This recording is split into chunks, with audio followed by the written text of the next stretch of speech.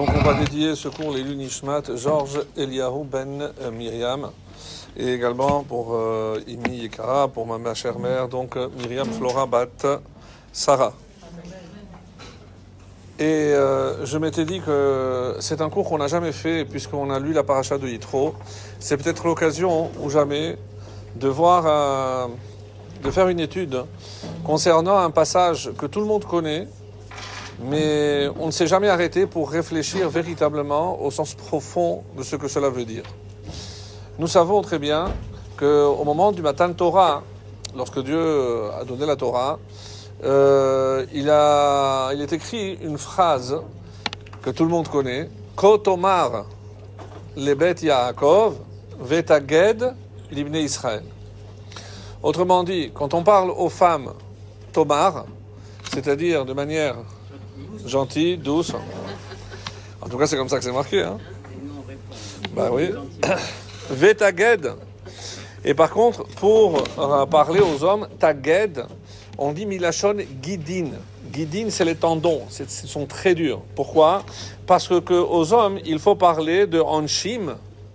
Là, il faut parler de anshim. Il y a des sanctions, il y a des punitions. Vedigdukin. Et tous les détails. Donc, qu'est-ce que ça voudrait dire? Qu'aux femmes, on va transmettre les généralités et les particularités aux hommes. Je ne sais pas. Donc, on essaie de réfléchir ensemble pour essayer de comprendre qu'est-ce qui s'est passé. Et il y a une autre question. Pourquoi il a fallu passer d'abord par les femmes? Donc, qui pose ces questions? Rabbi Haïm Ben Attar, le Ora Haïm HaKadosh. Alors, je vais vous les lire. Parce que Rashi, qu'est-ce qu'il dit? Rashi dit que Ve'atem tiyuli mamlechet kohanim vegoy kadosh, ele adevarim asher tedaber el ben Israël. Lorsque je regarde le texte, quand Dieu va promulguer les Aseret Adiberot, on n'a pas vu qu'on a fait deux groupes. Et Moshe a parlé aux femmes, il a donné la Torah, et après il a parlé aux hommes.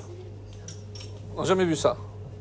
Ele adevarim, quand Moshe parle au ben Israël, il n'y a pas de femmes et d'hommes. Il a parlé à tout le monde en même temps? Alors je ne comprends pas.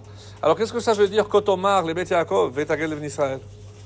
Est-ce qu'il y a eu un miracle et en parlant, les femmes entendaient avec douceur et les hommes entendaient avec dureté? Non, ça, on a jamais entendu parler de ça. Mais je propose, je sais pas. On n'a pas de réponse encore. Alors Haïm HaKadosh, il pose. S'il dit, parce qu'apparemment c'est ce qu'il veut dire, je ne comprends pas, parce qu'à aucun moment on a vu que Moshe se soit adressé aux femmes séparément des hommes. À aucun moment. À aucun moment. Donc, qu'est-ce que je déduis de là? Que la Torah a été donnée à tout le monde en même temps. Mais après, les explications. Alors, est-ce que c'est les explications? Alors, j'ai un problème. Pourquoi? Parce qu'une fois que Moshe a parlé à tout le peuple d'Israël, et Dieu aussi a parlé à tout le monde d'Israël, donc, est-ce qu'on a vu dans toute la Torah jusqu'à la fin un moment où Moshe dit « Venez, on va faire un cours de dames aujourd'hui, je vais vous parler, je vais vous transmettre » et nulle part. Nulle part. Donc, question du Ora Haïm HaKadosh, à quel moment s'est accomplie la parole douce aux femmes et la parole dure aux hommes? C'est ça sa question. C'est une question bombe atomique.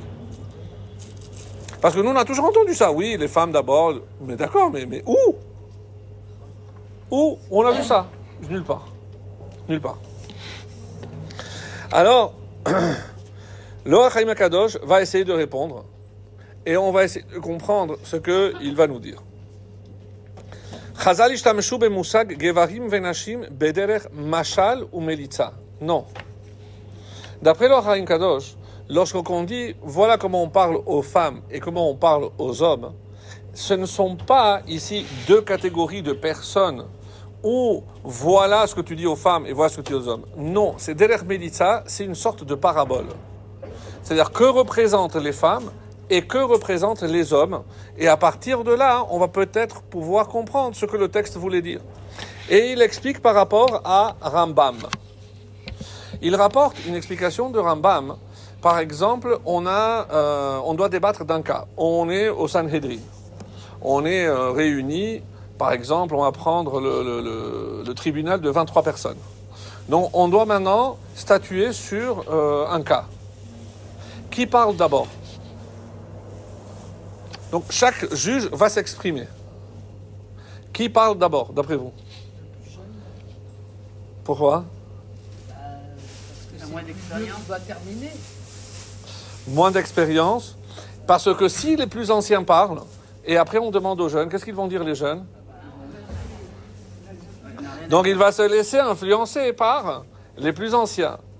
Donc, et c'est la réponse, c'est la bonne réponse, lorsqu'il y a un jugement, on donne la parole, on va dire au plus faible. Dans le sens faible, c'est qu'il risque de se faire influencer.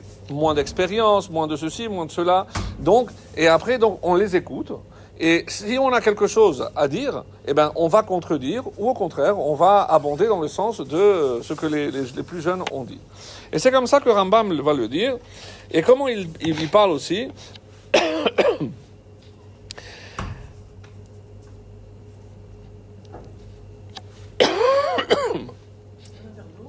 Non, je vais profiter. Baruch atah Adonai Eloheinu melech haolam shehakol nihya bidbaro.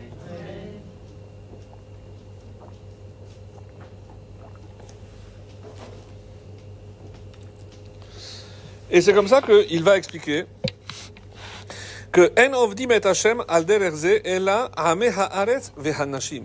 D'abord, qui passe en priorité? Les hameh haaretz, c'est-à-dire ceux qui n'ont pas beaucoup de connaissances, vehanashim, et les femmes. Attendez.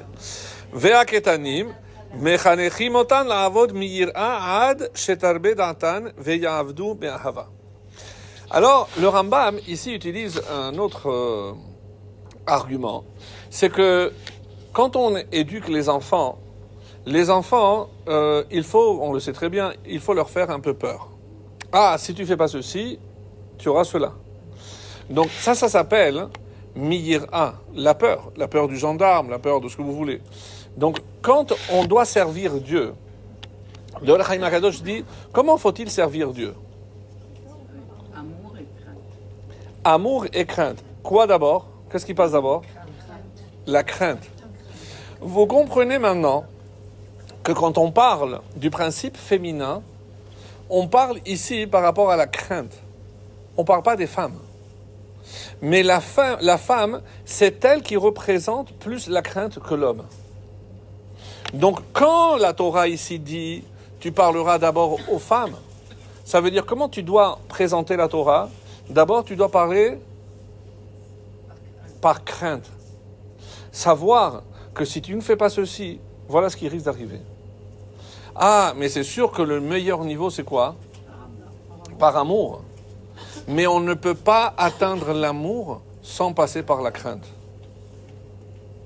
Donc, que veut dire, ça c'est la lecture du Rahim, que veut dire Kotomar le Bet Yaakov Vetagel B'Israël?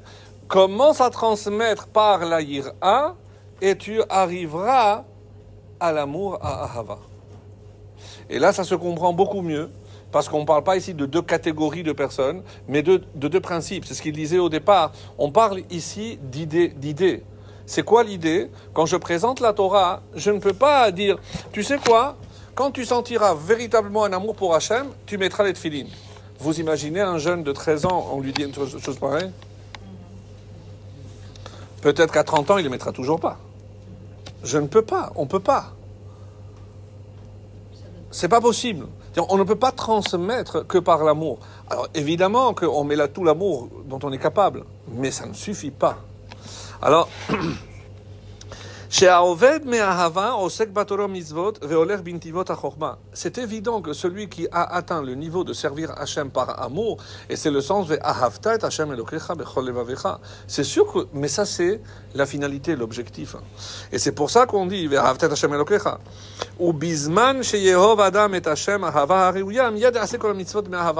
et une fois évidemment il sera porté par l'amour pour Dieu, et bien tout ce qu'il fera, toi aussi tu vas le faire par amour. Mais ça, c'est déjà l'objectif à atteindre. Et on ne peut pas commencer par là. C'est impossible. Et c'est pour ça qu'il dit, Moshe Rabbeinu nistava lehoratenu la'avot Hashem me'ahava u'mir'a. Quand Hachem parle à Moshe, il dit, écoute, tu vas parler au peuple juif et tu dois leur expliquer qu'il y a deux manières de servir Dieu. Et par la crainte et par l'amour. Et si tu me demandes par quoi il faut commencer, je te réponds par la crainte. Commence par la crainte. Et on arrivera à l'amour. Parce que, vous savez, mitor shelo lishma, balishma. Même si je fais parce que j'ai peur, peu importe les raisons qui me poussent à faire ce que je fais, mais je sais que ça va m'amener à accomplir par amour. Et c'est ça ce qui est écrit ici. Donc cette première explication, qui finalement n'a rien à voir avec les femmes ou les hommes, mais ce sont deux principes, un incarné par la femme et le deuxième par l'homme. Où on sent que même si la femme est capable de beaucoup d'amour, mais celle qui va transmettre la crainte à ses enfants, c'est plus la femme que l'homme. Alors nous, on pense toujours que la punition, c'est le père c'est le sévère, etc., etc. C'est elle qui pourra faire la transition de la crainte à l'amour. Et pas le père. Parce que le père n'a pas ça. N'a pas ça. Exactement. Et c'est l'une des réponses qu'on va nous donner. Pourquoi alors il fallait s'adresser d'abord aux femmes? Parce que c'est elle qui sera capable de transmettre cette émotion-là. Et pas l'homme. L'homme, c'est impossible. Alors, il continue. D'après ce Rambam, les Chachamim, ils ont dit, Leolam yasok adam batorah va'afilu shelo lishma. Même si tu fais la Torah shelo lishma, tu fais pas d'une manière désintéressée. C'est pas comme ça qu'il faut servir. Mais c'est pas grave, fais-le. Pourquoi? Shemitor shelo lishma, ba lishma. Ça, c'est un grand principe. Ah, moi, quand je comprendrai, je ferai. Quand je sentirai, je ferai. Ça marche pas avec nous, ça. Ça, c'est pas la Kabbalat Torah. C'est pas comme ça qu'il faut accepter la Torah. La Torah, on sait qu'on est là pour accomplir la volonté d'Hachem, alors on commence à accomplir. Que je sente, que je ne sente pas. Aujourd'hui, bon, la vérité, je n'ai pas la patience de faire la tefila 1 heure. Shabbat, 3 heures, 2 heures et demie. On t'a pas demandé ton avis. On t'a pas demandé ton avis. Tu fais ce que tu as à faire. Ah oui, bon, mais la moitié, ils viennent parce qu'il y a un kidouche à la fin. On s'en fiche. On s'en fiche. Oui, ils viennent vers la fin pour le kidouche. C'est pas grave. Vraiment, c'est pas grave. Au moins, ils viennent.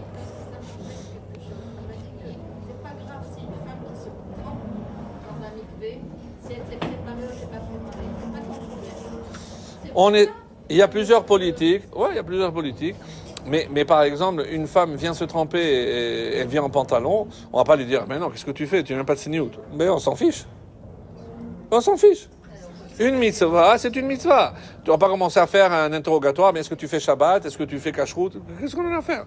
Elle est là, elle a fait les efforts de venir, et ben, on essaie de faire au mieux, ben, évidemment. C'est surtout que c'est carré. C'est carré. Vous savez combien de lettres il y a dans les 10 commandements? La même chose que le 606, 600, non. 613, 620. 620. Et pourquoi 620?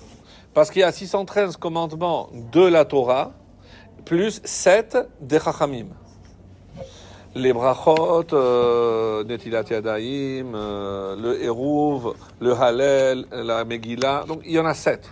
Donc, et si je compte les 2 derniers mots de Aseret HaDevarim, c'est Asher Lerecha, qui contiennent exactement 7 lettres. Asher Lerecha. Donc ces deux derniers mots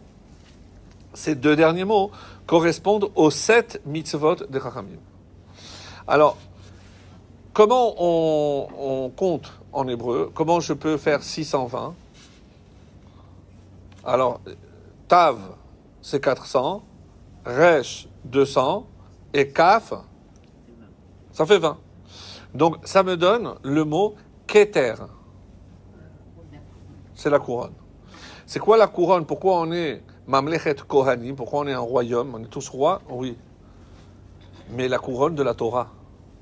Et où je vois que la Torah est une couronne? Parce qu'il y a 620 lettres qui forment le mot Keter.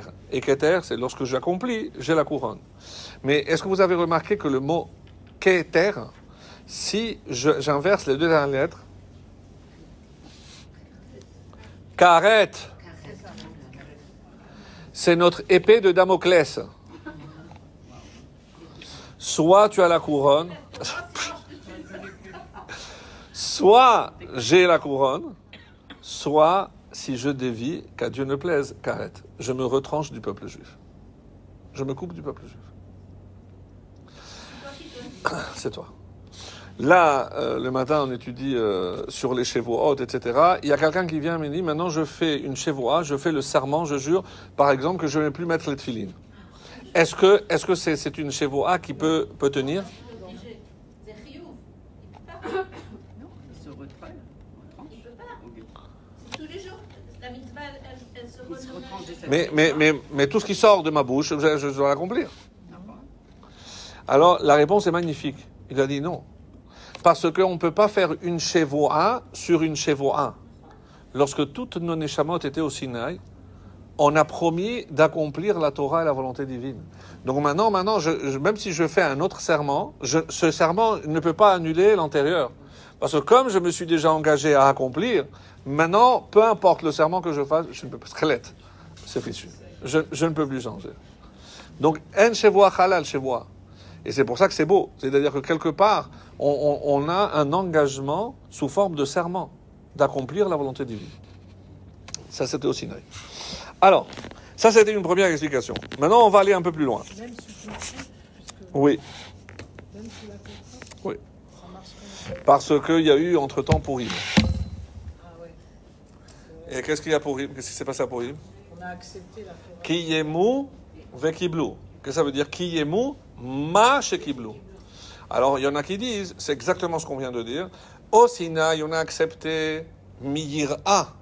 Et ça va très bien avec l'explication. Pourquoi? Parce qu'on avait, pas l'épée de Damoclès, mais on avait la montagne dessus. C'est pareil.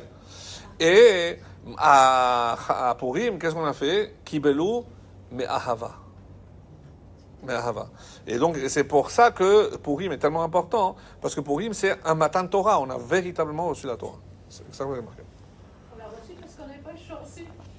Non, là, Parce que il nous a éprouvés. D'accord, mais une fois qu'on était sauvés, on n'était pas obligé de dire On n'est pas obligé, oui. C'est ce que je viens de dire. Hein. Des fois, on est sauvés, on ne dit pas. Alors, ça c'était une première explication. Maintenant, on va aborder, c'est un chassid, j'ai oublié le nom, mais il s'appelle Toledot Yitzhak. Et lui, il dit, non, pourquoi, quand on dit que tu parles comme ça aux femmes et aux hommes, pourquoi je suis obligé de dire non, c'est un principe, c'est la ira, la hava? Lui dit non, on parle des hommes et on parle des femmes. Alors comment il va expliquer ça? C'est très original. Ki Hashem kalal betzivuyo shneketaim. Il y a deux parties. Ha-echad lanashim, va-echad lakvarim. Quand il a donné la Torah, il a donné, c'est vrai, à tout le monde, mais une partie concerne les femmes et une partie concerne les hommes. Comment? Et c'est très beau, parce qu'il dit comme ça. Avant Matan Torah, il y a cette phrase que tout le monde connaît, V'item li segula mikol ha'amim, parce que vous serez pour moi un trésor, c'est comme ça que Rachid l'explique, Otsa, vous serez un trésor parmi les nations, et après, et la suite du verset, c'est quoi? Ve'atem tiyuli mamlechet kohanim ve'goy kadosh. Donc un royaume de prêtres et goy kadosh et un peuple saint. Et vient le Toledot Yitzhak et donne une explication très très belle. Il dit pourquoi ces deux parties? Parce que c'est qui le trésor? C'est les femmes. C'est les femmes. Ça va mieux. Et dans l'ordre où la Torah a dit que Veyetem li Segula, c'est d'abord Segula, donc d'abord les femmes. Et de qui on parle par rapport aux prêtres, c'est-à-dire eux qui s'engagent dans l'action, c'est les hommes. La femme, c'est comme un trésor. Et c'est à quoi ça correspond? Elle est dispensée de la plupart des mitzvot assez qui dépendent du temps, comme un trésor. Alors que l'homme, c'est Mamlechet Kohanim, c'est comme des prêtres. Les prêtres, ils sont au service, eux, ils doivent tout faire.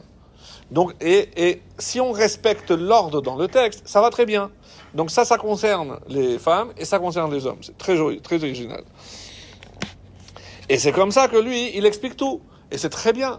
D'abord, parce que il fait déjà allusion au fait que les mitzvot assez. Vous allez dire, oui, mais Moshe a donné le mitzvot assez à tout le monde. Je dis, mais nous, on sait très bien que ça ne concerne pas les femmes. Les mitzvot qui dépendent du temps ne concernent pas les femmes. Alors, qu'est-ce que tu es en train de me dire qu'il a donné à tout le monde? Ben non.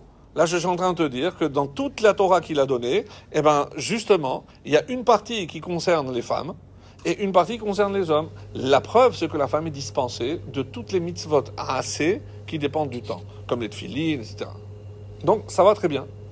Et ça répond quasiment à toutes les questions. D'après cette explication, il n'y a pas besoin de dire... Après, dans le Midrash, on dit que c'est vrai, c'est très beau, mais un Midrash nous dit que la Torah a été donnée d'abord aux femmes. C'est pas qu'il y a deux parties. Maintenant, on essaie de comprendre le Midrash qui dit que, et je vous le lis, Shehanashim kibelu et haTorah techila. C'est Midrash Tanchuma qui nous dit, bon, c'est très bien toute cette explication, mais il y a un Midrash qui dit que la femme, elle a reçu vraiment la Torah avant l'homme. Alors ça remet encore le problème. Bon, toutes les réponses sont bonnes.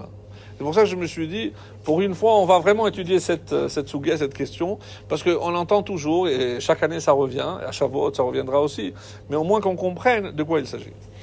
Alors, il est écrit, nous on dit, bon, ça va pas vous plaire tellement, ça, cette partie-là, c'est pour ça que... J'essaye. Et on a trouvé. C'est Pirkei de Rabbi Eliezer qui va dire une chose différente de ce que je vais vous dire maintenant.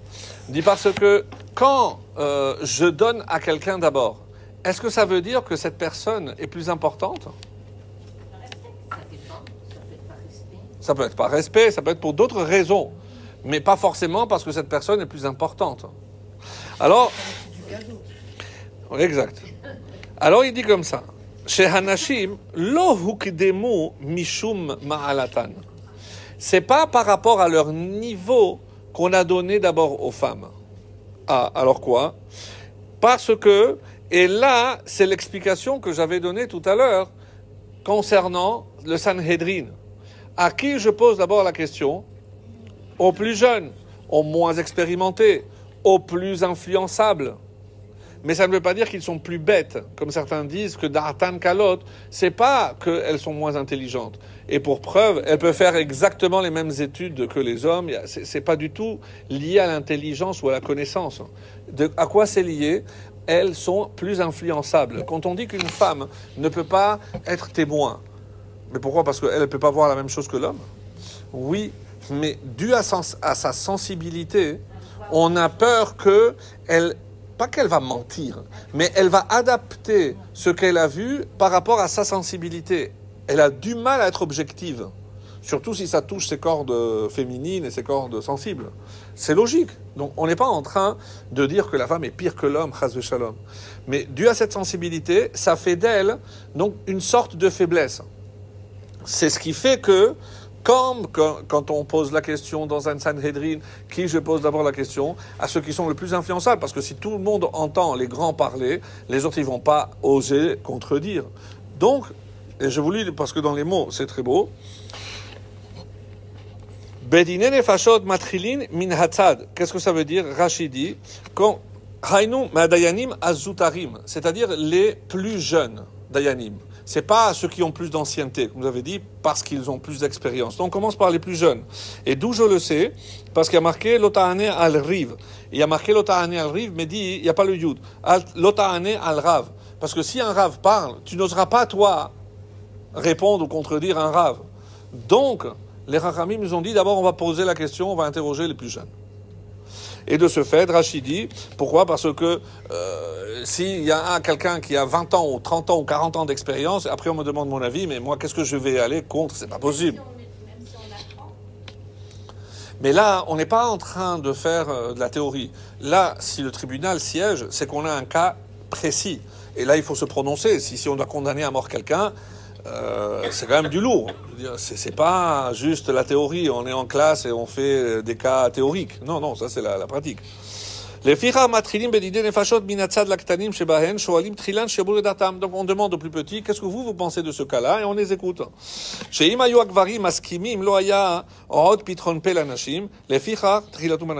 C'est pour ça que si on avait dit, écoutez bien, si on avait commencé par les hommes, et que les hommes avaient dit, non, nous on veut pas la Torah, eh ben, les femmes n'auraient pas pu aller contre les hommes. Pourtant, Et elles l'ont fait à plusieurs reprises. comme on sait que les femmes, elles ne vont pas refuser, Ah ouais, c'est ça. c'est pour ça qu'on a commencé par elles. Qu'elles ont quoi? Qu'elles ne vont pas refuser. Donc, même si on parle d'apparemment quelque chose de négatif, mais on est en train de mettre en exergue le positif qu'il y a. C'est-à-dire, c'est que si jamais on avait demandé à un homme de dire « Ah non, c'est trop compliqué », mais les femmes n'auraient pas osé. Je dis « Mais moi, je ne vais pas aller contre mon mari ». Donc, on a commencé par les femmes, parce que, et c'est ce que le Pirkei de Rabbi Eliezer va tout de suite sauter et va nous dire quelque chose de très beau, que vous connaissez évidemment. Pourquoi on commence par les femmes? Shesha'alu lanashim kodem, ki darkam shel anashim holchim achar da'atan shel nashim. Parce que si une femme est convaincue, elle est aussi convaincante. Et que l'homme suivra le mari. La femme. Non, ici, ki darkam shel anashim holchim achar da'atan shel nashim. Parce que les hommes suivent les femmes. Et il y a cette histoire chassidique, donc un couple chassidique qui est rapporté dans le Midrash, qui était marié pendant 10 ans, et malheureusement, ils n'ont pas eu d'enfant. C'est pas une obligation de divorcer, mais eux ont décidé de divorcer. Le chassid a connu une femme qui n'était pas une chassida, et malheureusement, quelque temps après, il a perdu son niveau, il est devenu comme elle. Elle, la chassida, elle a épousé un homme aussi inférieur parce que personne ne voulait, mais au bout de quelques années, elle en a fait un vrai chassid. Et c'est une histoire bien connue, c'est pour nous démontrer que la femme a la possibilité. Et c'est pour ça qu'on en a voulu à qui? À Yaakov. Lorsqu'il a caché Dina pour Esav, elle aurait pu rendre ça. Elle aurait pu faire des choses. Alors vous allez me dire, oui, mais enfin, mais vous n'aurez pas votre fille à un truand. Je veux dire, attendez, on est en train de... Mais on a d'abord, Chas Shalom, de critiquer. Mais nous, on n'a pas le niveau de qui? De Rabbi Yochanan. Quand il a vu le Resh Lakish sauter, vous vous rappelez de cette histoire? Tu as sauté parce que tu pensais que j'étais une femme. J'ai une sœur plus belle que toi. J'ai une sœur plus belle que moi. Si tu me suis dans la Torah, moi je te donne ma sœur. Tout le monde pose la question. C'est pas sympa pour la sœur. C'est pas sympa, mais il n'aurait pas dû d'abord demander. Alors il y a la question toujours technique. Oui, mais il n'y avait pas de parents, donc on sait très bien que lorsque les parents ne s'occupent pas, c'est au grand frère de s'occuper de marier la jeune sœur. D'accord, mais il n'a pas besoin de prendre le chef de la mafia. C'est très bien qu'il s'occupe de marier sa sœur. C'est magnifique. Mais je sais pas, il y a d'autres parties. Pas le pire. Non, mais elle pouvait dire non. Hein. Elle pouvait dire non. Oui, mais lui, il n'est pas n'importe qui. Il a fait, c'est qu'il était à la mesure de décider pour sa sœur. Non, mais il a vu le potentiel de Resh Lakish. Oui, mais ça j'entends. Mais c'est quand même, je sais pas. Avant, il n'y avait pas ce qu'il y a maintenant. Même qu'il y a la Torah. Mais vous imaginez si comme aujourd'hui on fait les Bérourim, je fais oui d'accord, tu m'as présenté un garçon, c'est qui? Non bon, il était chef de la mafia et bandit des 4 chemins. Je dis, mais dis-moi, Yohanan, avec tout le respect que je te dois, mais je suis ta sœur, c'est ce que tu me souhaites. Mais attendez, c'est lui son mec, c'est lui qui va le... Oui. Alors, Il prend les responsabilités. moi j'avais posé une fois la question, j'ai pas trouvé une réponse satisfaisante, la vérité, sauf de dire que elle faisait entièrement confiance à son frère. Et que si son frère avait été capable de voir le potentiel chez Resh Lakish, eh ben, elle faisait confiance à son frère. Mais il a eu raison. Mais elle faisait confiance à son frère, pas seulement par rapport à Resh Lakish, parce que lui remettre entre les mains un garçon comme Resh Lakish, ça veut dire qu'il est en train de faire confiance à qui? À sa sœur. C'est devenu.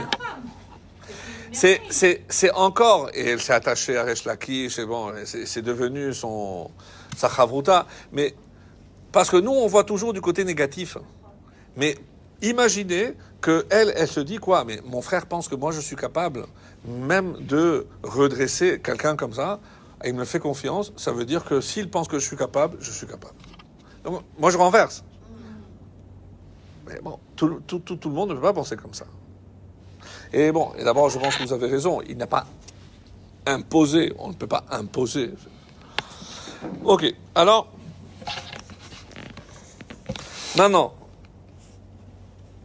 je comprends pourquoi, si je dis que les hommes suivent les femmes, donc c'était impératif au moment de donner la Torah, pour avoir la certitude que les hommes allaient accepter, de faire accepter la Torah d'abord par les femmes. Et ça, je pense que c'est la version que vous avez entendue le plus souvent. C'est-à-dire que les hommes suivent les femmes.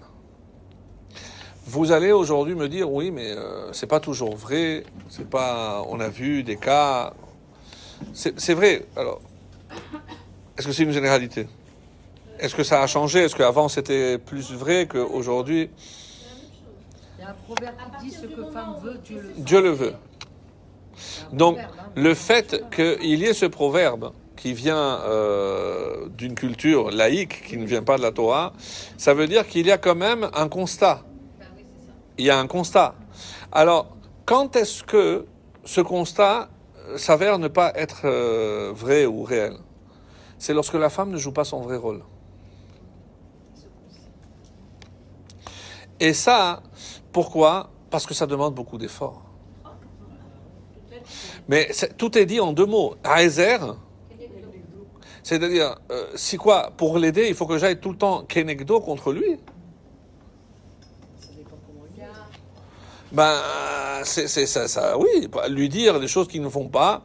Si je le laisse faire ce que bon lui semble, je rentre et il passe 6 heures avec son téléphone, et il ne m'aide pas à faire le bain, avec les gosses. Bon, je peux être une femme gentille, soumise. Je dis, bon, le pauvre, il est fatigué la journée. Mais elle joue pas son rôle. Elle joue pas son rôle. C'est pas ça. C'est pas ça. Donc, alors oui, mais bon, pour la paix, elle va sacrifier quoi? Qu'elle va sacrifier quoi? Sa mission. Sa mission. Alors, quelqu'un avait dit, je ne sais pas si j'avais dit ça, dans le Midrash Rabbah, on nous dit que depuis le début de la création, il n'y a pas la lettre Samer. Il n'y a pas de lettre Samer. Quand est-ce que la lettre Samer apparaît? C'est lorsque Dieu crée la femme. Il a marqué, il a pris une côte, va yisgor basar tartav. Donc, et il a fermé, il a entouré donc la côte de chair. Va yisgor, ça c'est le Samer. Vient le Midrash Rabbah et nous dit à quoi correspond le Samer? À Satan. Quand la femme a été créée, le Satan est arrivé.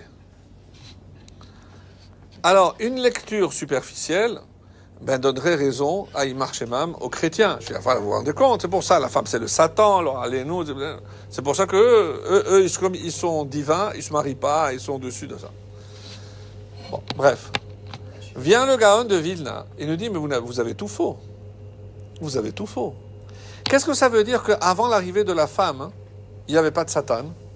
L'explication est merveilleuse. C'est que le Satan était déjà là, puisqu'il a précédé le monde. C'est un malach, donc quand il a créé les malachim. Et lui, il connaissait son rôle.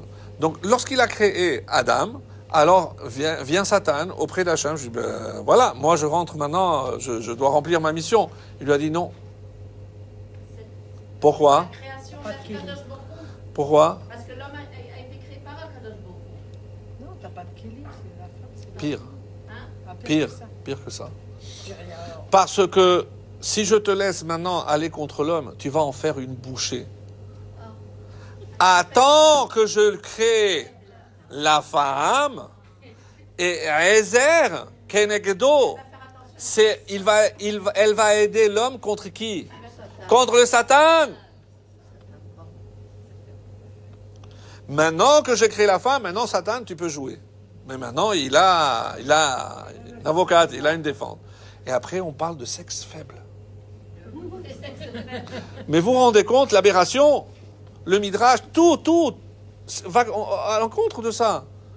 C'est maintenant que la femme est là pour le défendre et pour l'aider. Satan, toi, tu peux aller maintenant. C'est incroyable. C'est incroyable. Parce que la femme, des fois, elle peut devenir un Satan en elle-même. Ça, c'est sûr. Ça. Mais Il faut chaque fois... c'est pour ça. Matzah ou Motsé? C'est la seconde. On le dit aussi. Alors, on arrive maintenant. Il y a encore 2 ou 3 explications. Celle qui suit, en tout cas pour moi, c'est la plus belle. La plus belle. Il y a un... C'était un des maîtres de Rashi, qui s'appelait Rabbi Moshe Hadarshan. On en parle plein, et lui-même, il le cite très souvent. Alors, ce que vous ne saviez peut-être pas, c'est que, vous savez d'où est originaire? De Narbonne. C'est comme ça qu'on appelle Rabbi Moshe Hadarshan mi-Narbona.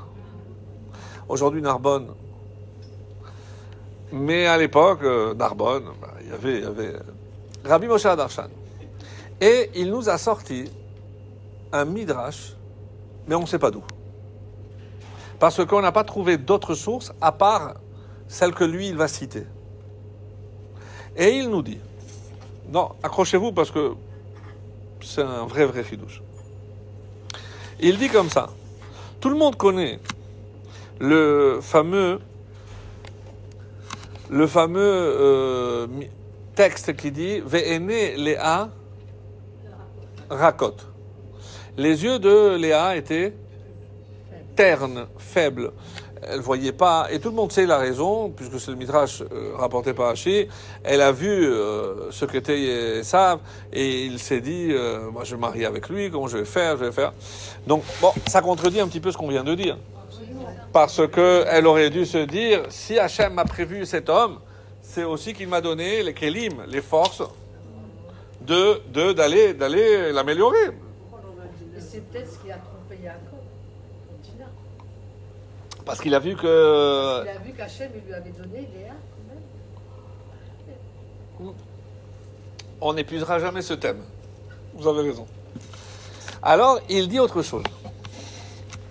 De quoi elle avait les yeux ternes, ouvrez grand les oreilles. Elle avait une plaque en or. Une plaque en or. Et qu'est-ce qu'il y a marqué sur cette plaque? Non, ça c'est la plaque du Kohen Gadol. Torah tziva lanu Moshe Morasha Kehilat Yaakov. Tout le monde saute au plafond. Mais qu'est-ce que ça veut dire? Mais comment elle peut avoir une plaque qui parle du don de la Torah par Moshe? Mais Moshe n'est même pas né. Mais c'est dans 4 générations. Et on parle de la Torah, on parle de Moshe. C'est incompréhensible. Et il rajoute, c'est qu'à force de voir cette plaque d'or, donc les reflets, c'est ça qui a affaibli la vue de Léa. Alors là, incompréhensible. Incompréhensible. Chidouche, incompréhensible. D'abord, je ne comprends pas. Quel rapport? On accepte une chose pareille, dans un temps pareil, c'est-à-dire que la compréhension, elle rejette. Surtout que de quoi on parle de Torah, il n'y a pas, Moshe n'existe pas. Mais tout est anachronique, comme a dit madame. Je ne comprends pas que ça veut dire ça. Et il rajoute, avant de rapporter ce midrash, une phrase qui nous dit que par le mérite de qui le peuple juif a reçu la Torah? Par le mérite de Léa. Par le mérite de Léa. Et quand il dit et par quel mérite de Léa, il rapporte cette plaque. Il rapporte cette plaque. Alors, écoutez bien. Voilà d'où elle a eu la plaque, mais comment elle savait. Alors, je vais vous lire le texte. Bisruta shel Léa zachu trila les dibour. Les dibour, c'est la première fois que Dieu a parlé au peuple juif, Aseret Adi Berot. Shehaya notenet al liba tavla shel zahav uba chakuk Torah tziva lanu Moshe Morasha. Uba haita hoga yomam valayla. Elle contemplait cette plaque jour et nuit. Ve'lachen ene la'er hakot mizehurit shel zahav lefichach zachu tzeetzaeha batorah. Incroyable. Ça, c'est les mots de Rabbi Moshe Darshan. Bichlal. Mamash Bichlal. Alors, et c'est ce qu'il dit. Hadvarim mokshim. Mais c'est extrêmement complexe. Pourquoi? D'abord, d'où Léa pouvait avoir ce texte de Torah Sivala le Moshe Morasha? D'où elle pouvait savoir? On ne peut pas savoir. Il y a celui qui raconte ça. Oui. Jamais Et pourquoi il fallait mettre sur une tavla en or? Qu'est-ce que ça représente? Ve'im bizchuto omrim baneha lekabel amurim lekabel alors yekabeluhu techila sheshet hashevatim. Alors si c'est vrai que c'est par le mérite de Léa, alors normalement c'est d'abord les 6 tribus, c'est-à-dire ces 6 enfants, pas tous, à elle, puisque c'est elle. Madua lohem zachu ela bizchuta zachu kol hanashim. Non, t'as pas compris.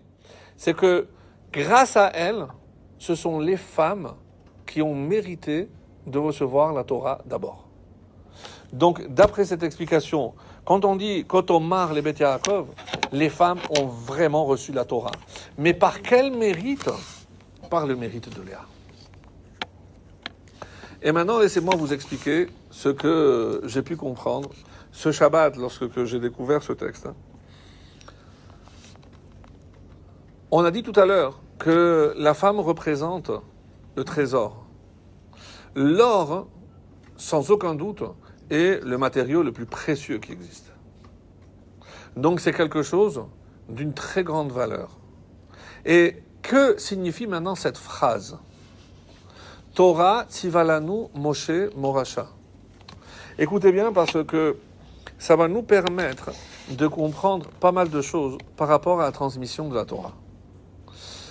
La plupart des gens qui aujourd'hui respectons la Torah. Oui? Alors, comment ça s'est passé? Alors vous allez me dire, il y en a qui ont fait teshuva. Mais pour la plupart, comment on a reçu? Pourquoi on a fait ce qu'on a commencé à faire ce qu'on a fait? Srutavot. Vous vous rappelez cette expression en France? Elle existe toujours, la France. Presque la France de notre pays. Il y a encore des gens dedans. Il y a encore des gens. De nos frères encore. Il faut le savoir. Donc, quand on demandait, mais vous êtes religieux? Je dis, non, moi je suis pas religieux, je suis je suis traditionnaliste. J'adore. Qu'est-ce que ça veut dire traditionnaliste? Ça veut dire je mange les boulettes de ma mère. Ouais. Ou alors, comme une fois, j'étais encore célibataire en Espagne, j'étais dans le magasin de mon père, il y a quelqu'un qui rentre et il me dit, voilà, je voudrais acheter un paquet de matzot. C'était la veille de Pessah. Et alors il me dit, je lui dis, un paquet, ça va suffire pour toute la fête. Il fait, non, nous la tradition, on met le pain et la galette, chacun mange ce qu'il veut. 50-50. Il sait pas. Miskin. Ça, c'est la tradition. Écoutez bien ce que je suis en train de dire. Je ne suis pas en train de minimiser. Parce que la tradition, c'est le minima. Si on n'avait pas eu cela, évidemment, on a maintenu donc un fil peut-être très ténu, mais c'est grâce à cette tradition. Et à partir de là, on a essayé d'avancer. Mais réfléchissez, c'est pas normal. Pourquoi? Parce que qu'un enfant décide de faire plus que les parents, c'est de la rébellion. C'est un manque de loyauté. Pourquoi? En tout cas, c'est une aventure. Ah oui, c'est une aventure. Pourquoi? Parce que je suis en train de dire, vous n'avez pas fait tout ce qu'il faut, moi je vais vous montrer ce qu'il faut faire. Je m'excuse. La maman ne se couvre pas les cheveux. La fille, elle vient dit, maman, mais écoute, tu veux pas. Les parents ne mangeaient pas glade. Et vient la fille, maintenant, non, maintenant, c'est chameau, c'est glade. Quoi, ça veut dire que nous, on mange taref? Non, ouais. Évidemment, non. Mais qu'est-ce que je suis en train de dire? Il y a la tradition. Et pourquoi maintenant un enfant aurait besoin ou aurait envie d'aller plus loin? Il n'a pas reçu de sa maison ce qu'il fallait. Il n'a pas reçu de la maison ce qu'il s'apprête à faire, mais il a reçu de sa maison les forces d'aller au-delà. Et là, c'est le secret de Léa. Pourquoi? Qu'est-ce qu'elle dit la phrase? Torah, tiva lanu Moshe Boracha. Pourquoi tu fais ce que tu fais? Toi, tu dis, je fais pour faire plaisir à mes parents, donc je fais comme mes parents. Faux. Torah tiva lanu Moshe. C'est Moshe, à travers Hachem, qui nous a ordonné de faire. Donc, qu'est-ce que Léa? Pourquoi Léa pleurait? Parce qu'elle se disait, écoutez bien comme c'est beau, si mes descendants se contentent de faire ce que les parents, la tradition, c'est quoi le risque? Que tout disparaisse. Donc, qu'est-ce qu'elle pleure maintenant, Léa? Parce que, même si la phrase, elle n'existait pas, mais elle a compris une chose, c'est que celui qui fait la Torah juste pour faire plaisir à ses parents, qu'est-ce qui va rester? Rien. La preuve, c'est qu'on s'en partira, il ne reste plus rien. Donc, elle a pleuré, Léa, pour que Hachem fasse que les femmes reçoivent la Torah. Mais qu'est-ce que ça veut dire que les femmes reçoivent la Torah? Que les femmes reçoivent cette force qui émane de Léa, de se dire, je prie pour que mes enfants me dépassent. Pourquoi pas les hommes?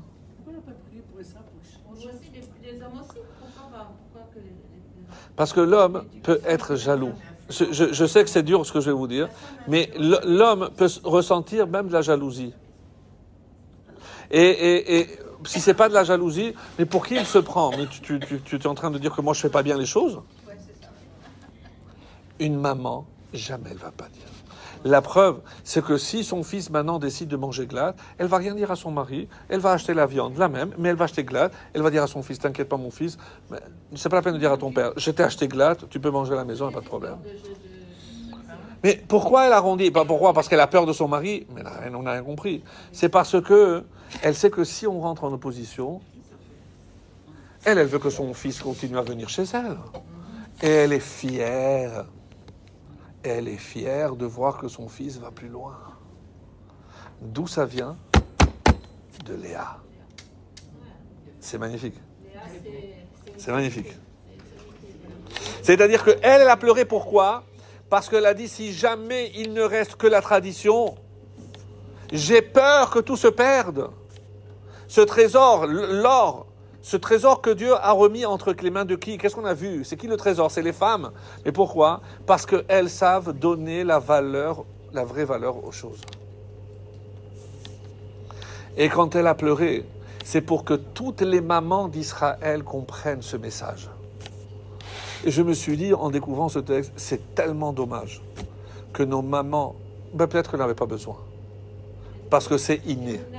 Parce que c'est inné. C'était normal. Et faire plus d'efforts pour que les enfants aillent plus loin, c'était naturel. Mais comment c'est possible? D'où ça vient? Elles-mêmes, elles n'ont pas reçu. Mais comment ça vient? De Léa.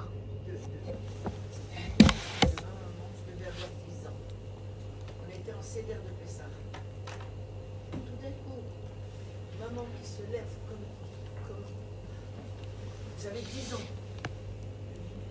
J'ai oublié quelque chose. C'était quand elle a ouvert le poulet, elle ne l'a pas ouvert. Et à l'intérieur de vérifier. Il y avait du blé. Elle s'est levée comme une flèche. Elle est allée. Elle a ouvert le poulet. Elle est sortie elle-même dans la rue. Pour le vider. Le truc qu'il y avait dans la rue, le machin. Elle a jeté les égouts. Les égouts.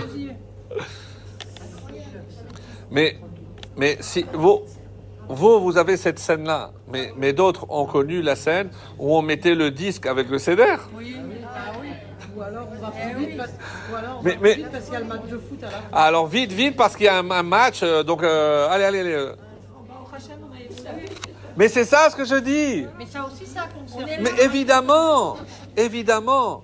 Et c'est pour ça que par rapport à cela, on pourrait se dire, mais on doit être fier que le don de la Torah, c'était la paracha, s'appelle Yitro. Yitro. Mais Yitro, c'est un converti. Pourquoi ? Tout le monde connaît la réponse, parce que pour montrer que même les non-juifs, ils peuvent aussi accéder à la Torah, etc. Mais il y a quelque chose de formidable. Parce qu'il y a marqué, Yitro, si vous ne savez pas qui c'était Yitro, Choten Moshe. Oui, mais avant Choten Moshe, qu'est-ce que la Torah dit ? Cohen Midian. Et là, les Chachamim sautent au plafond. Je ne comprends pas. Il y a une Gemara dans Baba Metzia clairement qui dit que lorsque quelqu'un se convertit, je ne lui rappelle pas ses origines. Je suis en train de rappeler que c'était un Oved Avodah Zara. Et c'est comme ça que je n'ai pas le droit. Donc je suis en train de dire non, on n'avait pas compris. Cohen Midian, c'est pas Gnaï, c'est pas pour l'humilier ou lui faire honte. Je suis en train de le louer. Pourquoi ? C'est ce que le Zohar dit, quelque chose d'extrêmement choquant. Extrêmement choquant. C'est que tant que Yitro n'était pas venu, Hachem ne pouvait pas nous donner la Torah. C'est grâce à lui qu'on a la Torah. Et si c'est le Zohar qui le dit, peut-être qu'on ne comprend pas toute la profondeur, mais si elle le dit de cette façon-là, c'est la Kabbalah. C'est le livre de base de la Kabbalah. Donc le Zohar, comment il peut dire une chose pareille ? Alors écoutez bien. Et je vais terminer avec cette explication. Il est dit que il existe chez l'homme un besoin. Ce besoin, c'est de croire en quelque chose de supérieur. Et ça, de tout le temps, toutes les époques, il y a toujours eu ce besoin. Regardez les Incas, les Aztèques, la mythologie grecque. Après qu'on essaye de faire des dieux hommes, des hommes dieux, tout ce que vous voulez. Mais on a ce besoin de croire en quelque chose de supérieur. Et c'est vrai. Par exemple, vous vous rappelez de Poséidon.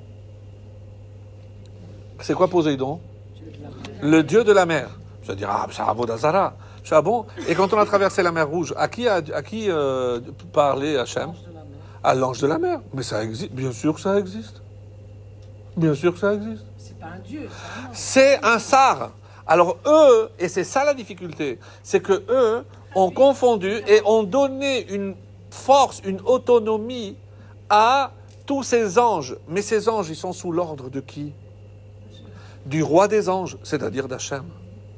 Comment on appelle l'idolâtrie en hébreu ? Avoda. Mais le mot Avoda, c'est aussi pour Hachem. Je suis Oved Hachem. La Avoda dans le temple, mais je ne peux pas utiliser un autre terme. Pourquoi dans l'idolâtrie Avoda ? Parce que ça part d'un sentiment qui est bon. Et le Zohar dit que dans toute idolâtrie, il y a une parcelle de vérité. Donc pour pouvoir donner la Torah à un homme ici-bas, il fallait récupérer toutes ces étincelles de vérité. Donc il fallait quelqu'un qui ait fait tous les Avodah Zara. C'est qui ? Yitro. Et donc c'est quoi le message pour toute l'humanité ? Voilà. Quand le pape fera Teshuvah et viendra se convertir, qu'est-ce que ça voudra dire ? On avait tout faux, c'est eux qui avaient raison. Et comme c'est de plus en plus proche, vous allez voir avec Mashiach, c'est ce qui va se passer, Ezrat Hashem.